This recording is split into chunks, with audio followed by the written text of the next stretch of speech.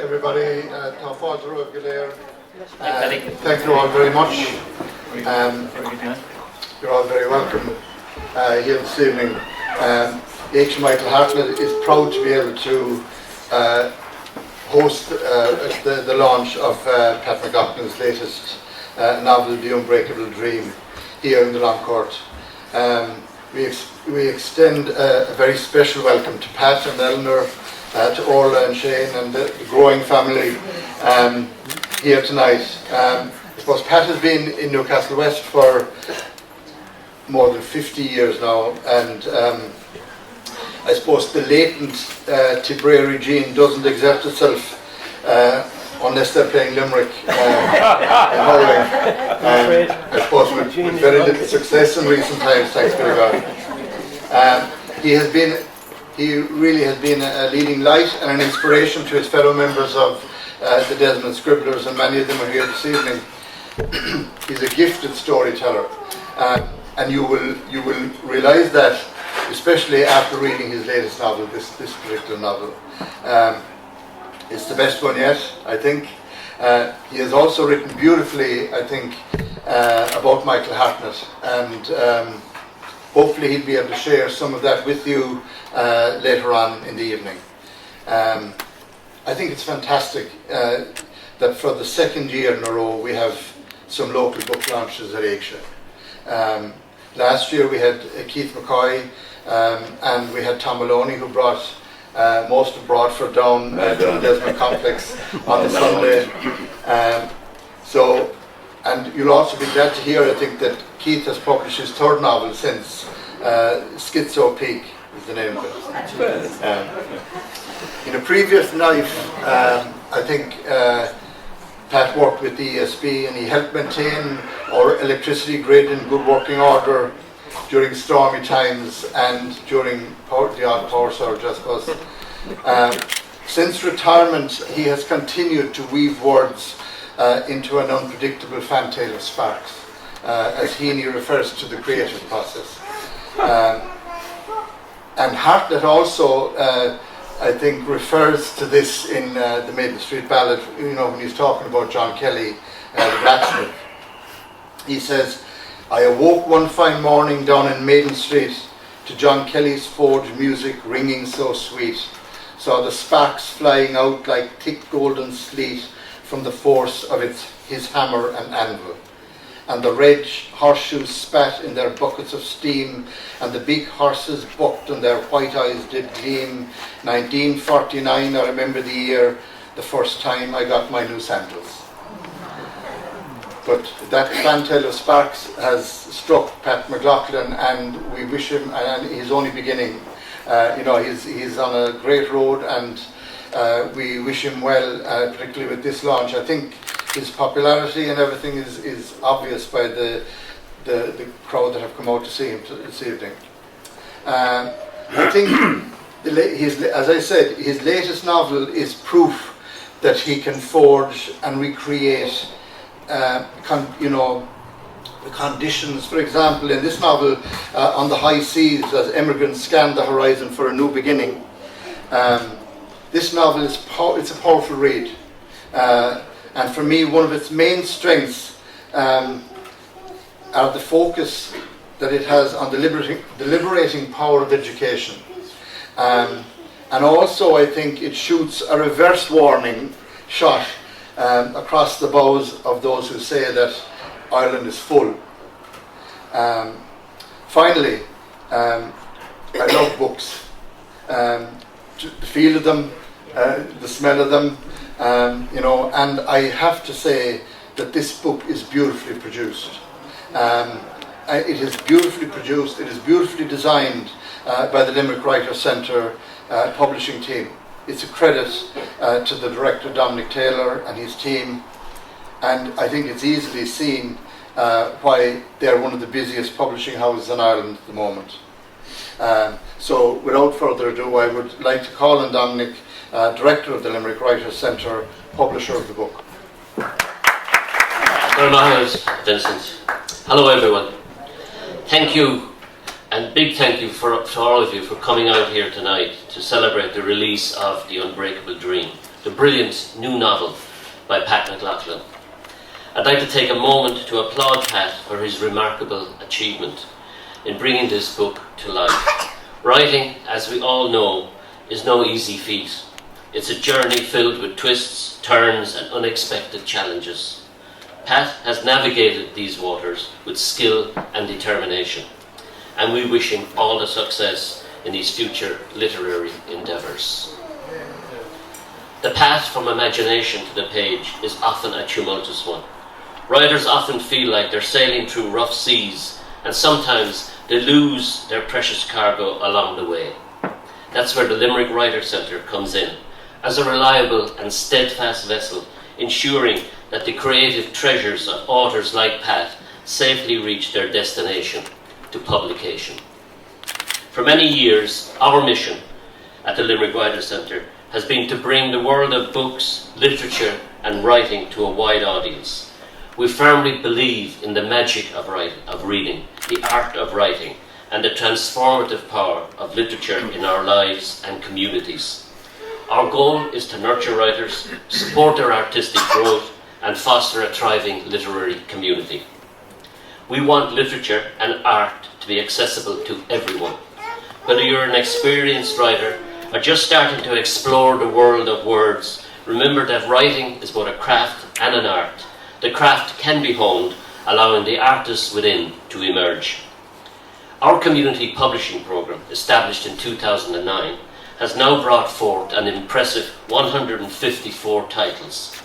We take pride in printing short-run, high-quality books that are easy for readers to access. We encourage writers of all kinds, from those pursuing writing as a serious career, for those who write for pleasure, healing, personal growth, insight, or simply to share knowledge.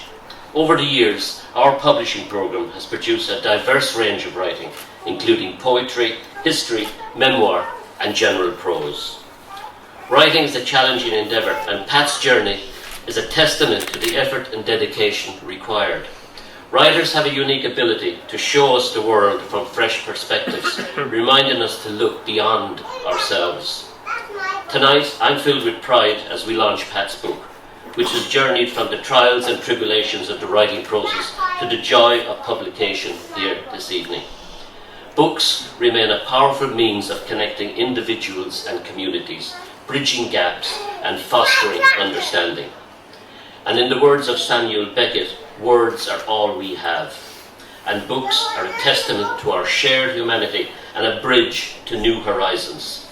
To conclude, I'm absolutely delighted to see so many of you here tonight to support Pat's book launch.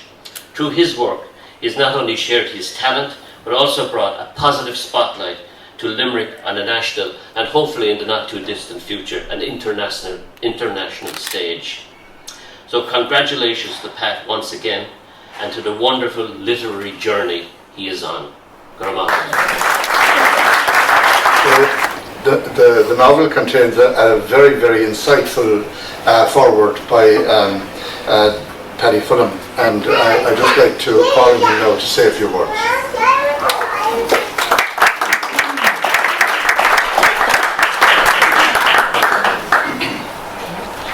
This for you, Carter.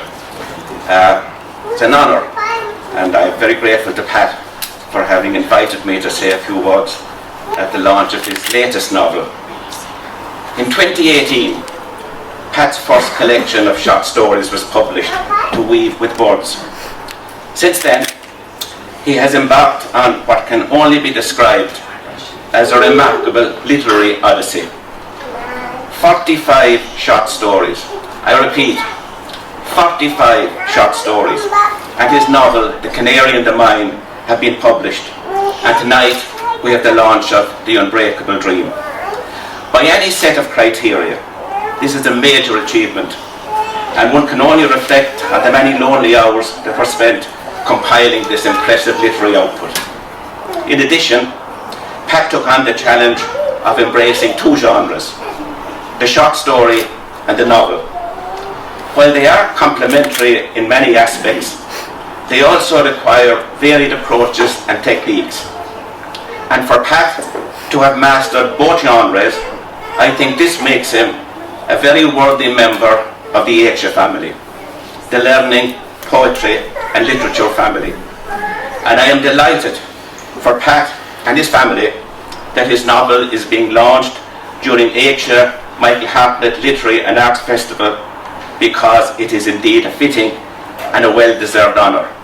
I think Pat deserves a bowl of Oscar.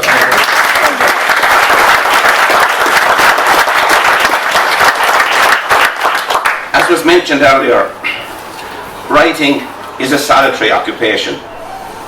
There sits the author in front of the computer, and the hope that the muse will cooperate and inspiration will flow. Wonderful when that happens, but when it doesn't, it must be rather like the marathon runner who hits the wall. And then there's the demand for perseverance and patience. Also, many, if not all writers, will concede that at the back of the mind there's the anxious question, how will the reader respond to my work? And of course, that question is not answered until the book is in the reader's hands. I'm confident Pat will have no cause for anxiety or concern regarding this novel. It is a wonderful novel, excellently produced, and I'm confident that anybody who reads it will not only thoroughly enjoy it, but will be demanding more. Right, Pat?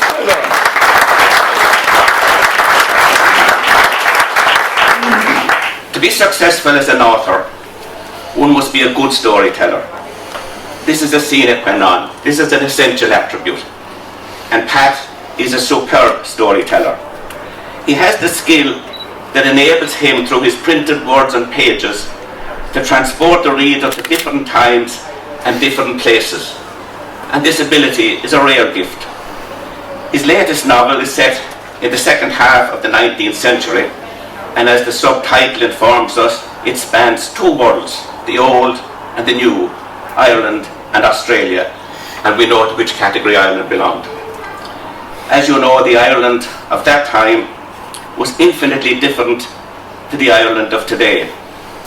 If we had that mythical time machine that could bring us back, I doubt we'd recognise it as the same country that we live in now.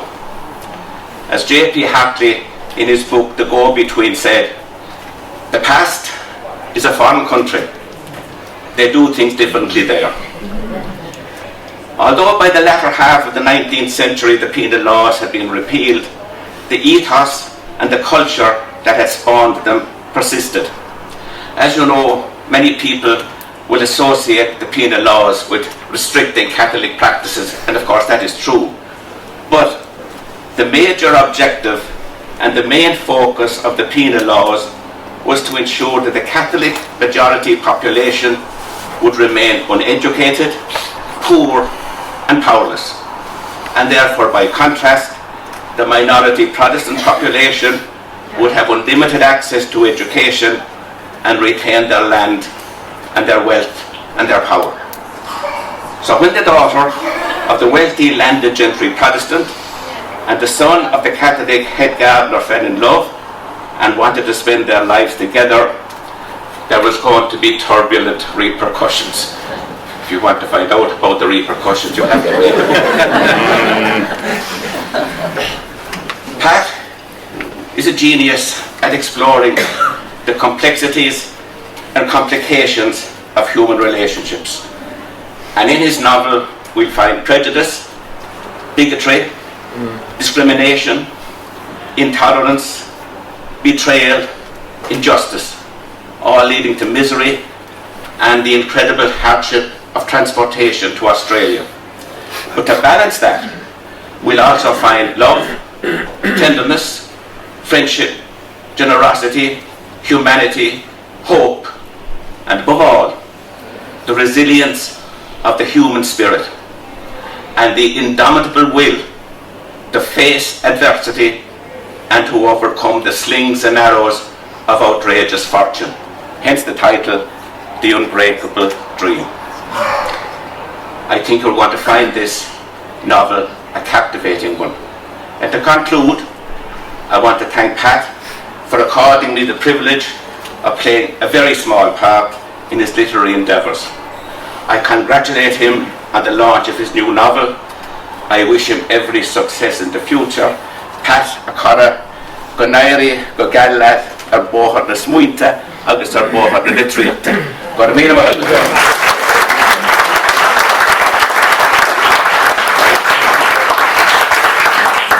Thank you very much, Pat. I hope Pat's words have whetted your appetite to get out and buy a copy of this novel fairly fast. It now gives me great pleasure to introduce Minister Patrick O'Donovan to officially launch the new novel On Its Way. That I left to do. Thanks very much, Vincent. I'm after saying to Paddy Fulham, I'll feck you anyway, you're shaking on my leg. I never played your eyes. No. And for the audience, it doesn't feck you, I said either. So look, first of all, I'm delighted to be here this evening at an informal gathering, and Pat, thanks very much for asking me to do this. The second time that you've asked me to do this, and I suppose I want to say two things. First of all about Pat McLoughlin, and secondly about the book. And I've known Pat McLoughlin, I suppose, since I was that height. When he was working with DSB, he had a lot of dealings with my late father. He often came to the house, and my father often did a lot of work for Pat and Eleanor McLoughlin. So we go back a long way, and while he still has that band of gold and wrapped around the blue on him, I think he's through and through a Newcastle man. He's not they knocked that lower arm out of him a long time ago. And he has given a lot of service to our community in a voluntary capacity outside of DSB, reconnecting, as Vincent said, the friends first and the not so friendly ones later on after the storm. But anyway, he has given an awful lot of service. He's given a lot of service to the Development Association, to the Community Council, to the golf club, that most of you will be familiar with Pat and his endeavours there, but as well as that to the communications of the West Limerick area through West Limerick 102, and of course through his writing in the Limerick Leader, and we heard Ellen English refer to that last night. So Pat, you've given a lot of service to the local community here, and we're very grateful and we're very appreciative of what it is that you've done. And it doesn't go unnoticed, and I think tonight is a good opportunity just to, outside of the actual book itself, it's a good opportunity to just say on behalf of the Newcastle West and wider area, look, as somebody who has a civic role in the area, on behalf of the wider community, can I just say thanks very much for everything that you've done over many, many years. You've broken our heart in a lot of things as well, with some of your asks. But look, you have the parish and the community of Newcastle West at heart, and for that I think we should all be very grateful.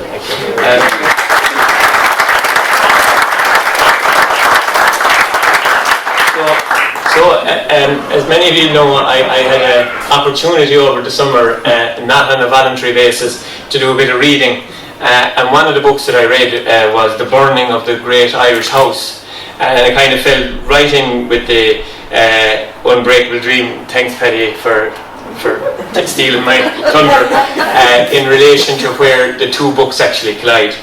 Because as someone with a passing interest in this part of Irish history, mid-19th century Irish history, it really was the kind of, I suppose, the garden in which modern Ireland was born out of. It was the garden from which revolutionary Ireland was born out of. It was the garden from which the revival of the Irish language, sport, music, our culture, it all has its roots in really the mid to late 19th century. The Land Acts, the work of Charles Stewart Parnell, formerly of Daniel O'Connell and people like that. And it wasn't long after Catholic emancipation where, as Paddy Fulham referred to, the majority of the people were kept in ignorance. Not only were they kept in ignorance, but then they were forced by an absent government to literally starve and perish, or make their own way through life in a different land. And for many of those people, and I've had the fortune of representing the country at a couple of international commemorations of An Gurta Bhór, the Great Hunger, the Great Irish Hunger, the Irish famine, in places like in Perth, in Fremantle, in Australia. and in Montreal and in Arizona in America. And throughout all of these things, these commemorations that are done, I'm always, I suppose, no more than during the course of reading this book, forced to ask myself, what did my people that went before me witness? The people who survived, the people who lived through those times and saw their neighbours literally starving, wretched as they were often referred to, on the side of the road. And these were no exaggerations, because the UCC book on the Great Irish Famine, catalogues in fairly stark detail what happened all over the country, and you can go down into the minutiae of the parishes of Munster in it. And as Vincent said a while ago, to those that say that Ireland is full, you should have a read of this book, because this book really, in many ways, demonstrates how the seeds of the Irish people were scattered, some voluntarily, many involuntarily, around the world. And in the Australian case, and I saw it myself in Fremantle prison, it was, for many of them, it was completely involuntary. These were, many cases, young men and young women who, in today's terms, might get a tap on the shoulder from the likes of Derek Everton. But in those days, they were brought before the local magistrate, and without any compassion, and without any defence, and without any access to any sort of what we would call a modern day proper judicial process, they were deported out of this country, forcibly transferred to a place that many of them had never heard of, Van Diemen's Land. And one of the people that was transported to Van Diemen's Land was a person from this area, William Smith O'Brien. And when he was out there for, I suppose, a different reason in terms of the 1848 insurrection and political agitation with people like Thomas Francis Meagher, who went on to adopt the first Irish tricolour, latterly became a general in the Union Army in the Civil War in America, governor of Montana. They were out there because of political agitation, but they were out there cheek by jowl with people who literally were doing nothing other than, as the song said, in the fields of Athenry, that stole Trevelyan's corn. And for people who think that Trevelyan was a kind of a mystical or mythical character, he by no means was not. He was a member of the British cabinet at the time, and he was particularly one of the nastiest in terms of administration of this country during the worst times of the Irish famine. Because it's well documented at the time that Ireland was a very productive country. Other countries at the time were going through famine as well. The Benelux countries, Germany, places like that, they were all going through famine at the time, because potato was not just a staple diet of the Irish, it was a staple diet of many countries. And those crops failed as well. And they failed in the early parts of the 1840s. But the difference between the crop failing in continental Europe and failing here was an absent government that was removed from the people who needed the greatest amount of help didn't deliver help. Instead, they exported huge amounts of crops from this country, and landlords actually turned over quite substantial amounts of profits in those days.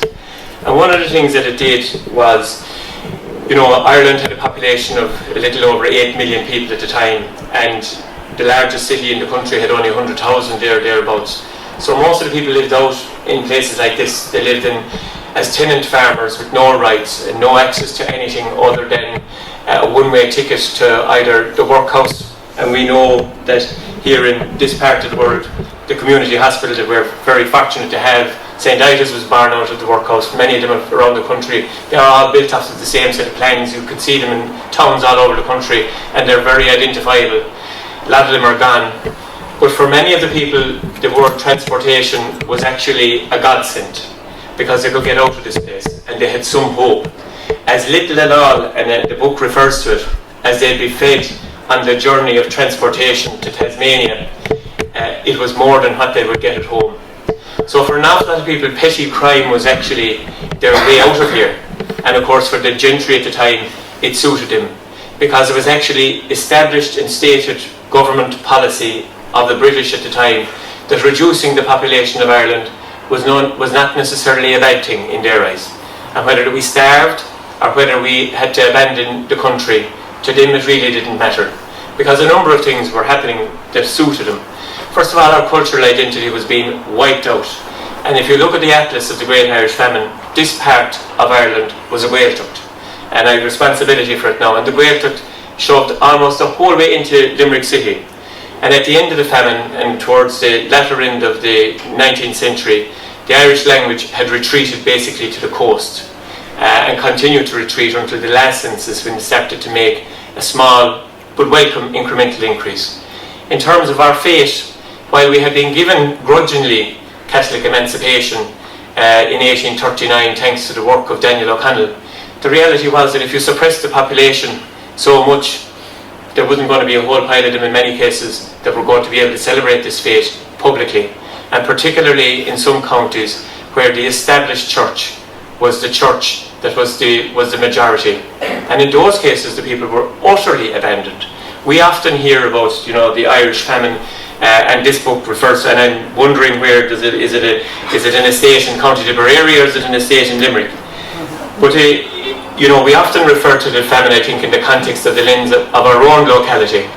But in the 6 counties, the people suffered absolutely in really stark terms, because they were a minority and they continue to be a minority. And it wasn't until the agitation that started after the famine, and I suppose one of the biggest legacies of the famine itself was the establishment of the land movement under people like Michael Davitt, where for the first time ever there was an acceptance of the reality that you could not starve the majority off of this island. They weren't going to go away. That policy had failed, so you had to deal with them. And the way that they dealt with it was through Acts of Parliament, where they finally gave people that were tenants on their land the right to own that land.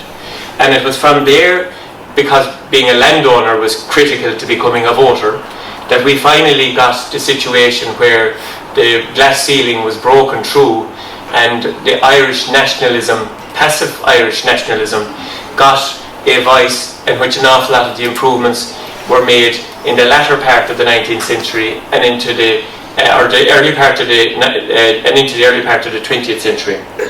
But the book that I read during the summer, The Burning of the Great Irish House, and this book are kind of a flip side of each other, because, and I spoke at a conference in Maynooth about it recently on behalf of the Office of Public Works, most of the agitation that happened laterally in the 1920s, and it's referred to in this as well, in many cases the descendants of the people who had been treated so shabbily by absent landlords had not forgotten what their grandparents had endured or what their parents may have endured, and the two were inextricably linked.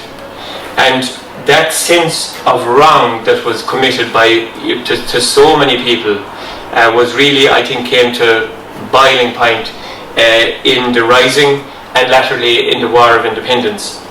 And this Britain, by their maladministration and by the way in which they treated people so terribly during that period from 1840 right through Black 47 up until almost the early 1850s, was irreversible in terms of the damage that it did between the ordinary people of this country and what was at the time called a government, but what wasn't a government at all, to be honest about it. It was an absent form of administration.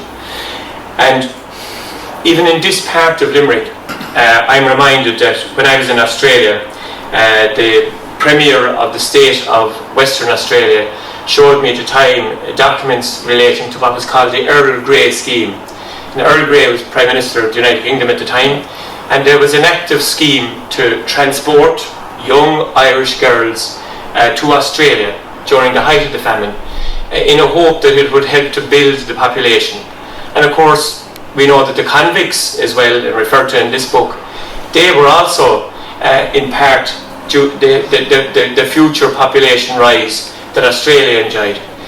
But in other parts of the world, like Grosse Ile in the St. Lawrence Estuary in Canada, it was a totally different story. This was a modern day kind of an extermination camp where you would sort those that would hopefully live from those that were definitely going to die, and you'd leave them die in whatever disease, typhoid or whatever else they had gotten on these desperate ships, a beautiful picture of which is on the front of Pat's book. So for us as descendants of the generations that saw that, in my estimation, and I'm not a historian, but I'm only guessing that they must have carried huge guilt for what they saw of either their own families that left, their own families that died, their neighbours that died, their neighbours that were wronged by a twisted and broken judicial system that was only looking to send people away to reduce the population. They must have carried great levels of guilt with them. And I think that in latter years, into the 1980s, and I remember my uncle Miney was involved in the committee that was set up to do something with what we were told the school was the pauper's graveyard. And it was never really spoken about, the pauper's graveyard. I had no idea what this place was as a child in the 1980s. And it was only in the mid-80s and later on that we actually understood what had happened in our town, in that workhouse, and in so many more around the country, where literally people, in today's terms, they'd almost be called death camps. And that form of administration, where you come into a country, you try and get rid of the language, you try and get rid of the religion, you try and get rid of the ethnic population, you give the land to a group of outsiders and hope that they expand. Well, that policy is in operation today in a country called Ukraine. So when people say, and what really I think is very hurtful in an Irish context, and when you hear Irish people particularly saying Ireland is full, those people need to reflect on the fact that when Vicky Nash's son was a young fella doing well in America, he came back to the Courtney School about 1986 or 7, and I can still visualise it. And he asked us, lads, how many here of ye have relatives in America? And every single one of our hands went up. It might have been an uncle or a cousin or a granduncle or whatever. And now the penny, I think, or the circle has come almost full circle, and Ireland is thankfully not anything reflective of the country that's in this book that Pat wrote. We're a very progressive country and a very wealthy country. And when you hear people shouting and screaming outside Dáil Éireann and spitting into our faces in many cases saying that Ireland is full, you'd ask yourself, I wonder, do they have cousins in Australia or in Canada or in America or in Britain or wherever else? Because migration has been and will always be a relief valve in a time of trouble for people who need help. And these people who went out in Pat's book needed help. I won't give away the story, but the journeys are terrible. The journeys are absolutely diabolical. They're journeys in a forced journey, again through a busted judicial system that was rabidly corrupt to get rid of people. And when they got out there then, locally, for many Irish people, they made it well, but an awful lot of Irish people didn't. An awful lot of Irish people, when they went to the likes of Australia and Canada and America, they didn't dig gold off the side of the streets. They had a worse finish up than what they would have had maybe if they were in Ireland. And there literally is, and I saw this in Canada, thousands of them buried in an unmarked grave in Gross Seal in the St. Lawrence estuary. No documentation of them, no mark, no record. They were literally dragged off of these ships and put into mass graves. No record, no monument, no obituary, no notice, no RIP.ie, just erased from history. And I think we have a responsibility today, all of us, as the descendants of the people who witnessed what they witnessed as they saw the coffin ships being loaded. And Limerick port was one of the busiest ports in Ireland at the time, not in terms of trade, but in terms of people. People was one of the biggest trades out of Limerick at the time. And I think we have a responsibility to, when we remember that time, to do so through the lens of the type of characters that Pat has put into his book, a young man and a young woman suffering religious intolerance, and as Paddy Fulham says, unbridled bigotry. This was not a nice country, not a nice country. Intolerant towards Protestant people, intolerant towards Catholic people, intolerant towards the educated, and intolerant towards the uneducated. It was not a very nice place for anybody. But one thing that I think we should learn from is that we would not be around today only for the survival tactics of the people that went before us. And if I take anything out of Pat's book, it is the responsibility of us to do more for those who can't do it for themselves, and to speak up for people, particularly those who are starving as we speak. And at the very back of the book of the Atlas of the Irish Famine, there's a modern day photograph. So you go through all of the really terrible, bleak workhouse pictures, all of that, and at the very back of it there's a picture of a young nurse and a young doctor from Ireland, and they're there working for Irish Aid in Somalia. And I think that's what distinguishes us, and that's why 2 years ago, as a country that never colonised anybody, as a country that never broke into anybody or caused war with anybody, or a country that never showed intolerance towards another country, when Ireland stood for the Security Council of the United Nations 2 years ago, we walked it, we beat everybody else. Because most of the countries in the world accepted the fact that we were a country of people who suffered, but who have now done well. And we can demonstrate to other places how to do it as well. But I think the first thing, and Paddy Fulham referred to it there, is about tolerance. And when I hear, the references to Ireland is full, I would direct people to the Unbreakable Dream and to the work of Pat McLoughlin. And can I just finally say, great to have Dominic here this evening, and to congratulate the Limerick Writers Club for the work that they do in publishing new and emerging writers. I was going to say young too, new and emerging writers that otherwise wouldn't be able to be published. And I want to thank Vincent as well, teacher, two of my former teachers, one to try to get rid of me out of the secondary school, and the other fellow who put me into Mary High. And I think Paddy's words have, Paddy has, he wrote the preamble, but the first words in the book are not Paddy's forward, but they're a quote that I often refer to myself, and it's something that I think particularly epitomises Irish people. It's not those who can inflict the most, but those who can endure the most who will conquer. And that was the words of Terence McSweeney, the former Lord Mayor of Cork. So Pat, I've given away a bit about the book, but not that much. I would really encourage you to read it, but I would encourage you to read it through the lens of your great-grandparents, your great-great-great-grandparents, and what they saw, and what life must have been like in this country, in this town, in this parish at that time. And with that, it gives me great pleasure to formally launch Pat McLaughlin's latest book, The Unbreakable Dream. Thank you very much, Mr. for those words. And now I'd like to introduce the man of the moment, Pat McLoughlin.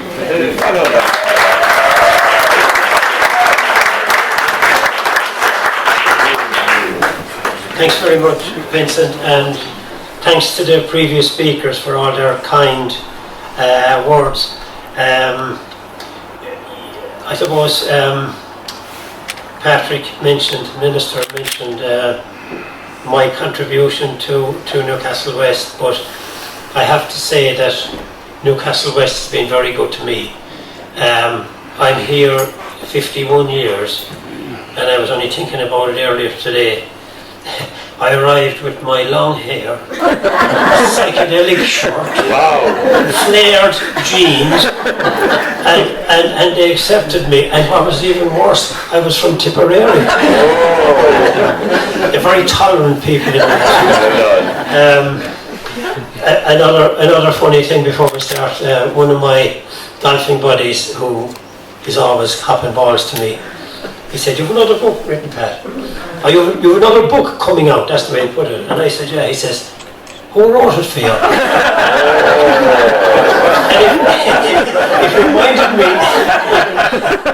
And it reminded me of a story, a famous story you probably heard before. Peter Clasey, when he did his book, he was out in France, and as you know, Trevor Brennan has a pub in France, and for those who maybe don't know, Trevor is Leinster, and we know where Peter's colours at. So anyway, Trevor said to Peter, he said, "Congratulations on your book, Peter. Who wrote it for you?" And Peter goes, "Before I answer that," he says, "I want to ask you a question. Who read it for you?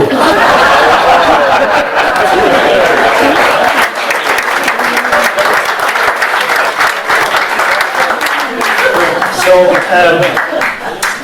firstly, it's great to see. I mean, I'm blown away by the amount of people that are here.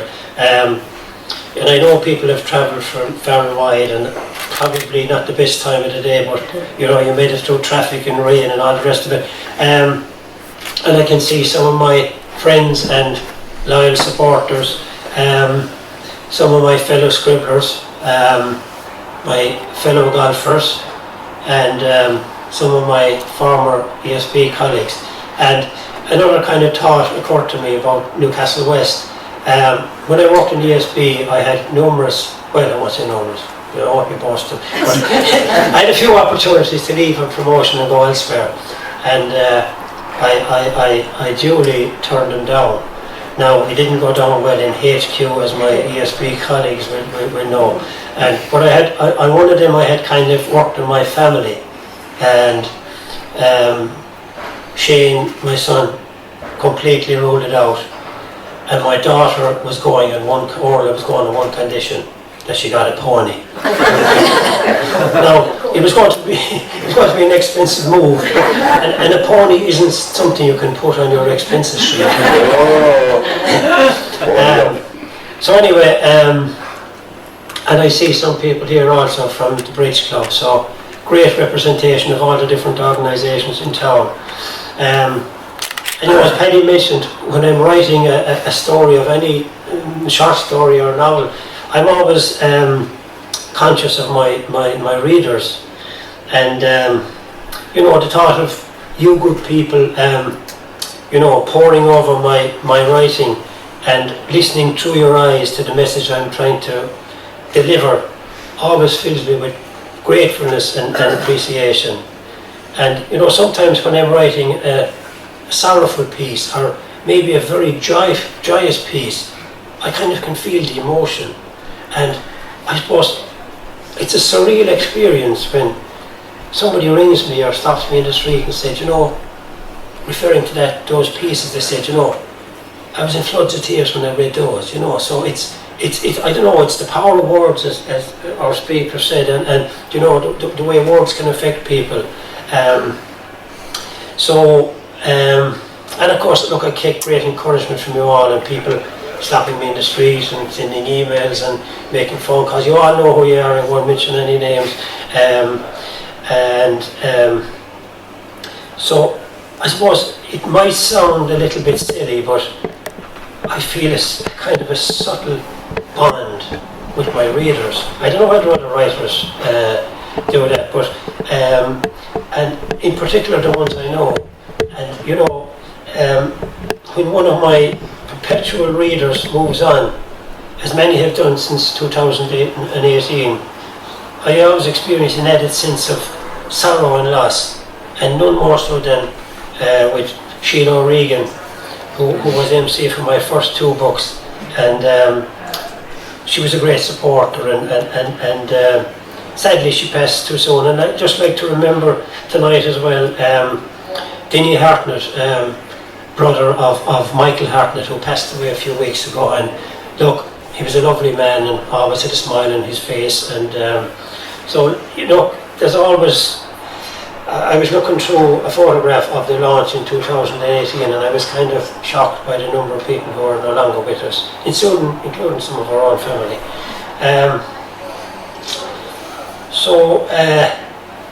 You know, I'm always asked the question, when did you start writing? Kind of you're thinking, was it when I started doing do you remember the green and the red lines in school where you brought the capital up and all that? I was thinking, was it back then? But then it kind of occurred to me that I remember my mother had a significant birthday coming up, and I was working at the time, and I popped into a shop on my way to work and I bought a card. And I was about to write the card, and then I kind of thought, happy birthday, ma'am, doesn't kind of do it, you know what I mean? So I put it away, and you know, as I was kind of doing my bits and pieces all through the morning, I kind of thoughts and ideas started to kind of permeate my head. And anyway, later that day I had to go to Abbeyfield, so I stopped off in the Devon Inn and for a cup of tea, and I brought in the card, and I wrote the poem. I wrote a poem in about 20 minutes, and okay, you could say I wrote it in 20 minutes, but I know I didn't, because it was self-composing in my head for hours and hours before that. And that's the way I write. That's what happens with me. If you ask me to write about some particular thing, I can't do it. It has to kind of come from the inside out. I don't know whether that makes sense now or not. You know, and as Paddy said already, you know, I am fascinated by the human condition and human relations. And you know, in my stories, as in life, I suppose, it's not the situation that people find themselves in that matters, it's how they deal with it. Viktor Frankl, he was an Austrian psychiatrist and philosopher and a Holocaust survivor. He said, everything can be taken from a person bar one thing, the last of the human freedoms, to choose one's attitude in any given set of circumstances, to choose one's own way. And I think that's, when you think about that, it's a powerful statement. I suppose, you know, there's work in the book, but it's work that I really enjoy, and to quote Paddy Fulham, it's a labour of love. I love doing it.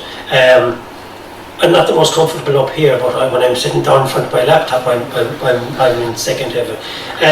So this book took about 2 years to write, and I had some kind of stumbling blocks along the way. It got me even thinking that maybe this book wasn't meant to be written. I had a few bouts of illness, as my friends will know, at the worst possible times. And last October, a glitch in my system caused 30,000 words to disappear down the screen. 3 months' work gone.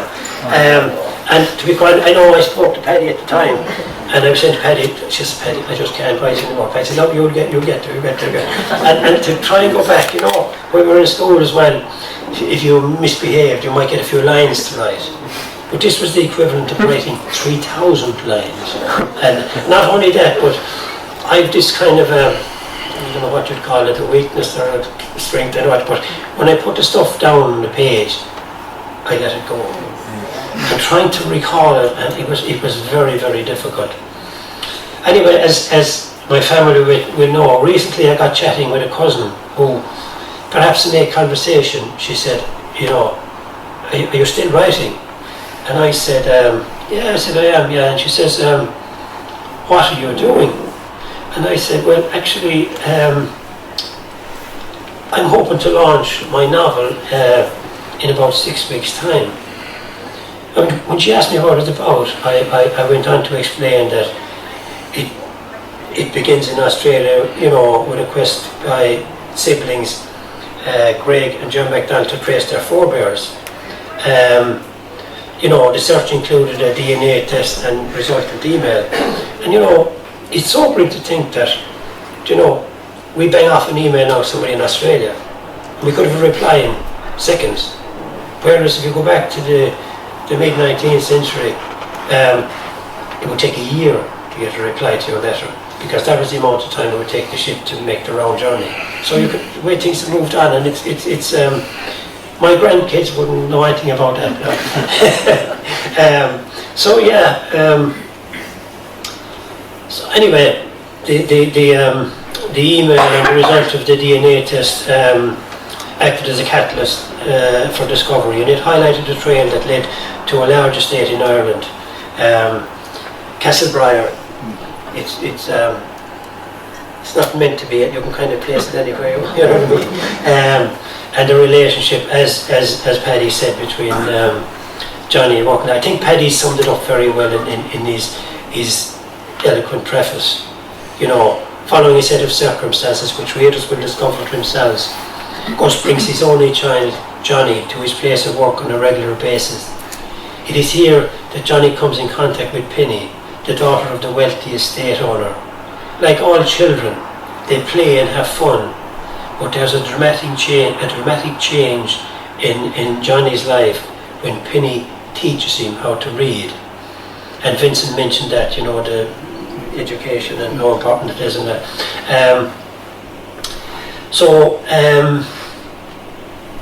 That was fine when they were children and all that.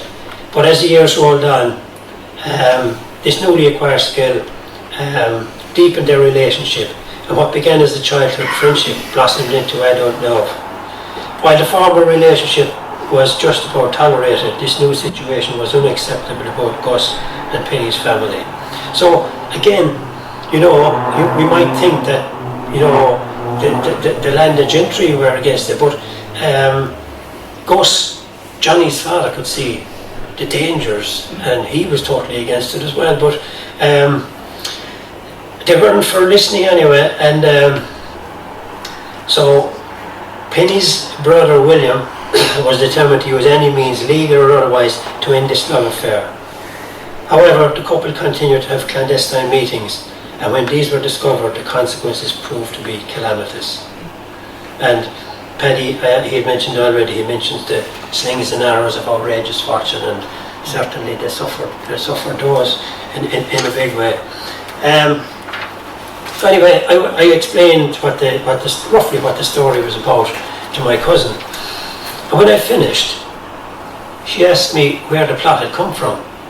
When I advised her that I had no idea, she asked me if I'd heard the story about one of my direct maternal ancestors. Again, I responded in the negative, but what she told me caused the hair to stand on the back of my neck. She explained that in the mid-19th centuries, my bold forefather had eloped with the daughter of a rich landlord from the Midlands. That's where we got all our money. They ran away to Limerick. Now, okay, people say they ran away to Limerick, but go back to then. No cars, no bicycles. Horses were the preserve of the rich, so they probably had to walk to Limerick, which, you know. Anyway, they settled in Castleconnell and went on to live a happy life, happy and fruitful life. Now, as nobody had ever told me the tale until then, it got me thinking about where the ideas for our stories come from. How do they get into our heads and ultimately make it onto the page? I mean, could this information be archived in some subtle memory bank in the universe or beyond? God only knows. I might read a little bit now. Are you fed up with reading? Again, this is kind of the two young children now are kind of meeting, and they get on like a house and fire together. And you know, as the weeks rolled by, the summer temperatures began to rise, and to Johnny's elation, Penny was drawn more towards the outdoors. Up until then, he didn't have much time for girls. They played silly games, and some of the older ones were mean to him. However, he felt that Penny was different. Collecting and drying the insects was fun. She also spoke very nicely, had a lot of big but nice words, and didn't do silly things. He was happy when she pronounced a big word and explained what it meant. He was slowly picking up strange new words that his father didn't even know. A few days later, as he helped his father weed the onion bed, he once again spied his new companion sitting at the headland of the garden. "Can I go and play with Penny?" he asked. "Oh, all right, don't go wandering off. Might need some help later," his father cautioned, concerned that he might venture to places that were out of bounds. "What are you doing?" Johnny put to Penny with a confused frown. "Making a daisy chain. Make yourself generally useful and pick some suitable ones for me." Johnny did what he was told and watched with interest as Penny slit the stem of a daisy with her sharp nail, past the stem of another daisy, I'm sure you've all done it, through the slit. Then the stem of this daisy would then be split and another daisy would be added. This process would continue until a 2-foot chain was formed. She would then join the ends to create a pretty necklace before gently slipping it over her head. Despite the fact that Johnny couldn't see himself wearing such a girly thing, he was nevertheless impressed. His young mind was also puzzled. It was astonishing to think that something his father had cursed and vigorously pulled from the onion bed could be turned into something so beautiful. This experience had now caused him to question why some colourful plants were considered flowers, while some of equal style and beauty were considered weeds. Penny was in total agreement. She had already pondered the self-same question. They didn't have much time to develop the discussion as Penny was overdue upstairs to continue her tutorial. However, the next time they met, Penny pulled a folded sheet from her pocket and looking at the page, she began to speak in strange and confusing tones. Speciesism, ridge upon ridge, row after row, waving in summer balm, an ordered flowery tapestry, an oasis of beauty and care. Dad, what's that? The little boy asked, as he spied an aberrant head. A weed, his father cried, as he dragged it from his bed. A dandelion, a pissy bed, the gardener spat with scorn, and with that callous wake-up call, a judging mind was born. The rains don't judge, the sun won't judge, the bees leave nothing out. Rash judgment is a malady this world could do without. Oh dandelion, you look so fair, though you got no chance to pose, but in another place and time, you could have been a rose.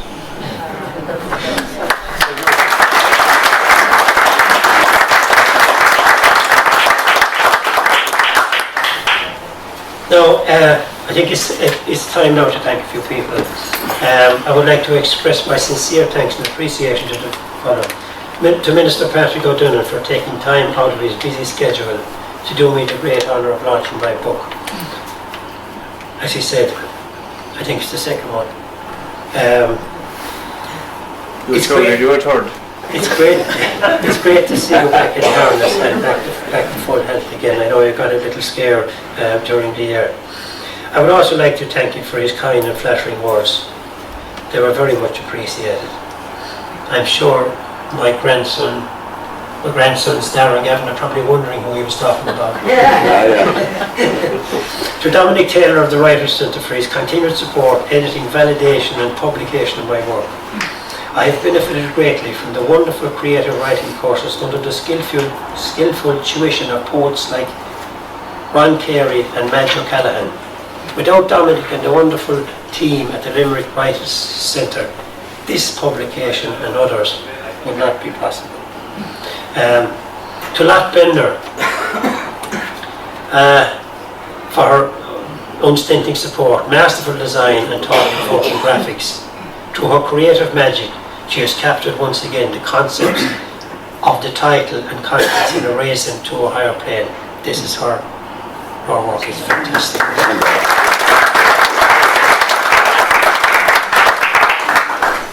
To the members of the Desmond Scribblers Writing Group for their generous support and wholesome encouragement.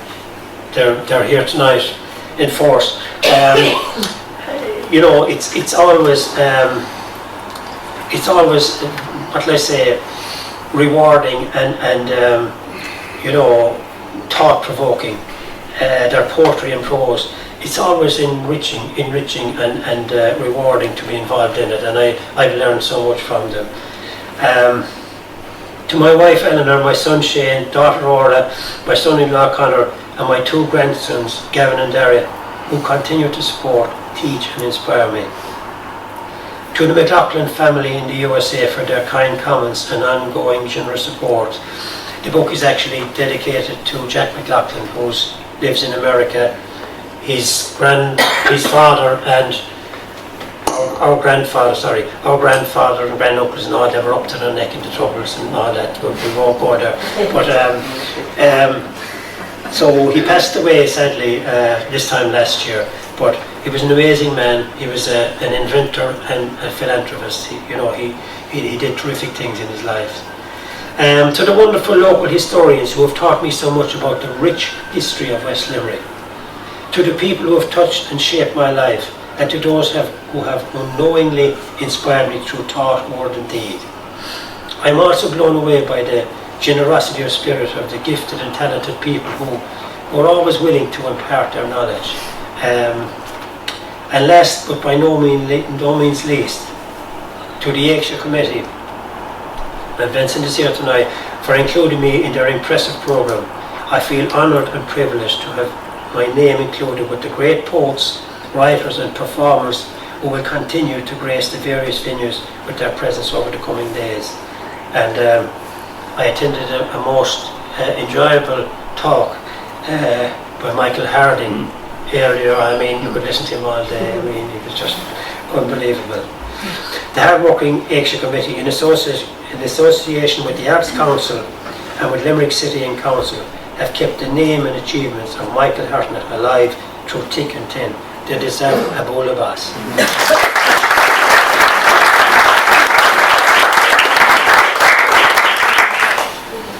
Many moons ago, when I was first introduced to poets and poetry, I was mesmerised. To my young mind, the poems had an air of mythology about them, and because poets like Yeats, Goldsmith and Wordsworth had long departed, they also fell into that category. However, that myth was shattered when I came to Newcastle West in 1972 and saw my first poet in the flesh. He looked like the rest of us. He spoke like the rest of us.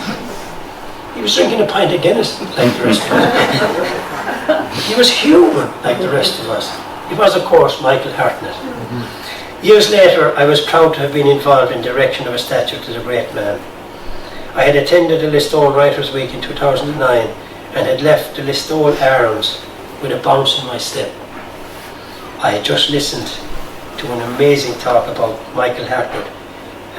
If my memory serves me right, I think it was Anthony Cronin who had given the talk.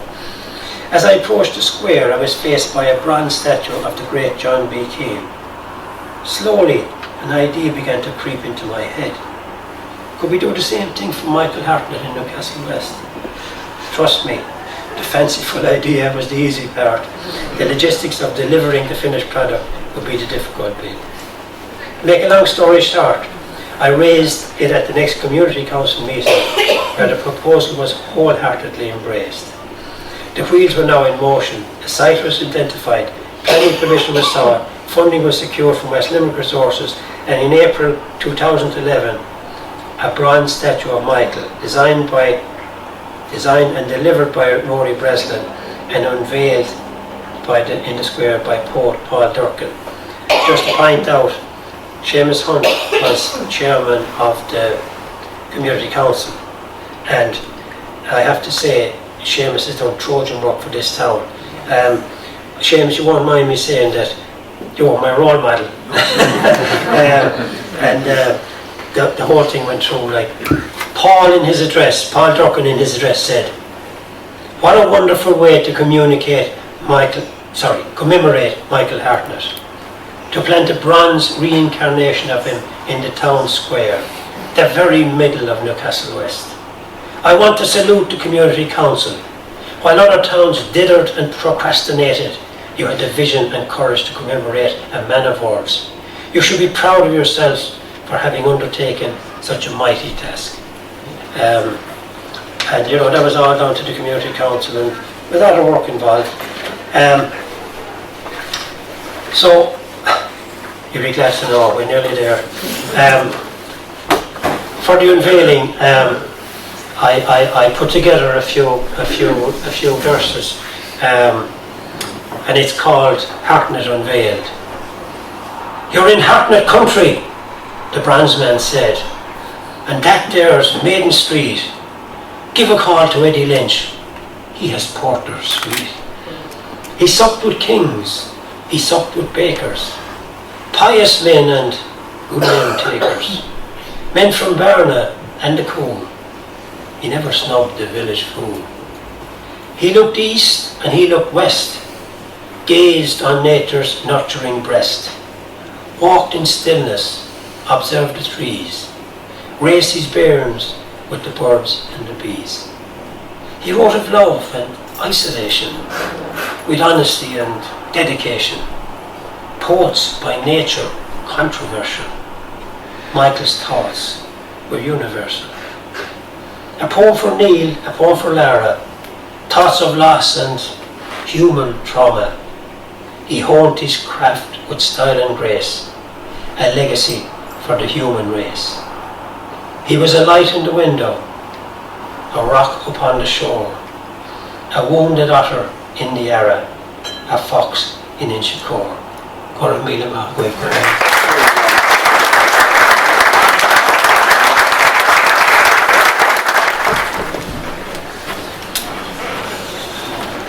Hi. Pat asked me a few weeks ago when he said he was launching the book again to we do something on the night.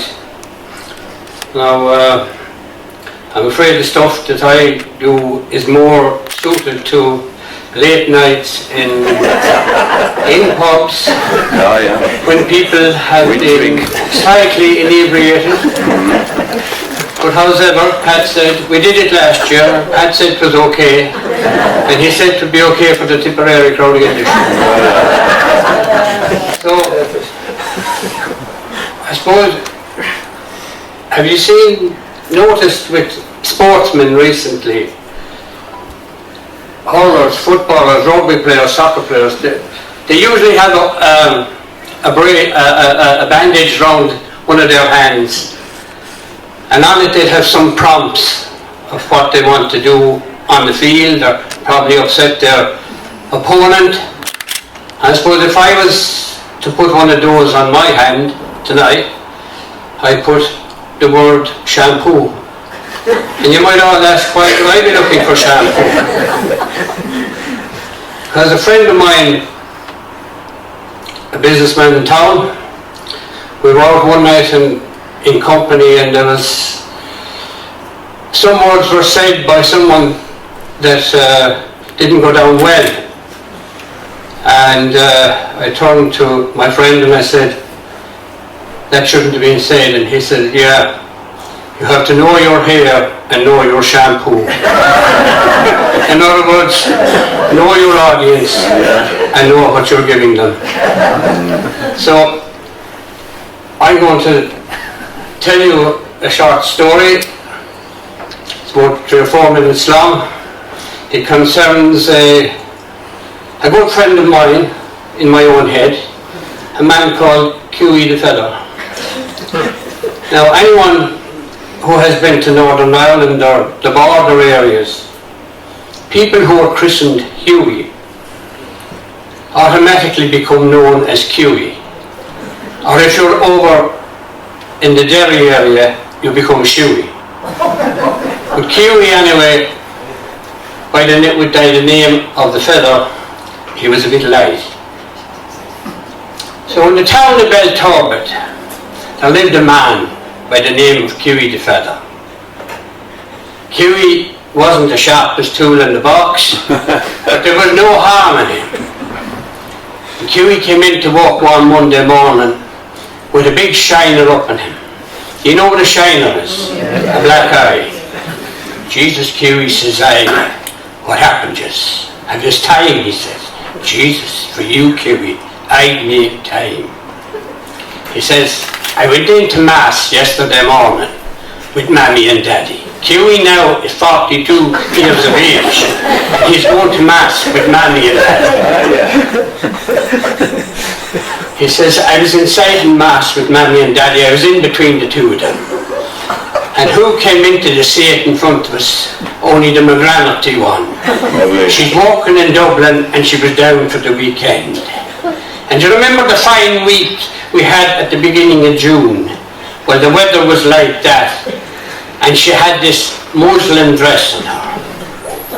And by God, had she the figure to carry it. But everything was going fine until we got up for the Our Father. Where was the dress? Only stuck in between the 2 cheeks of her body. Oh Jesus, says I, that can't be comfortable. So I leaned forward and I pulled it out. Tuesday came around, the eye was gone purple. Wednesday it was brown. Thursday it was yellow.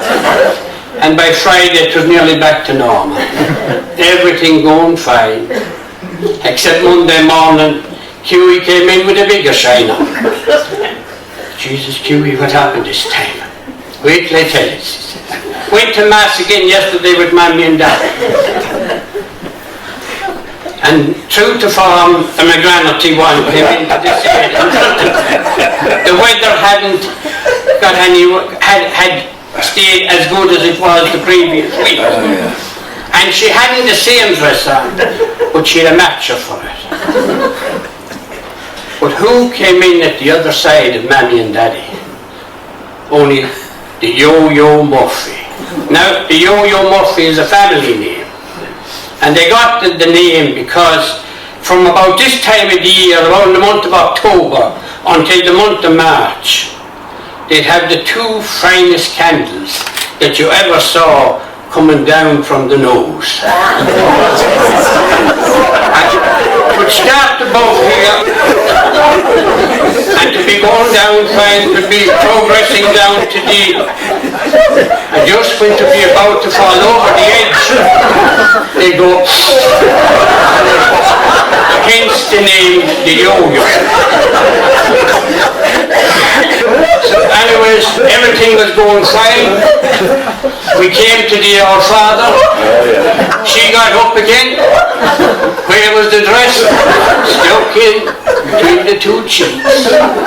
Oh, Jesus, says I'll not get caught to say that. So I put the two hands into my pockets. Everything going fine. And the next thing is, what did the Yo-Yo? Only didn't he lean across and pull out the dress. Oh, Jesus, says she doesn't like that. So I leaned forward and I pushed it back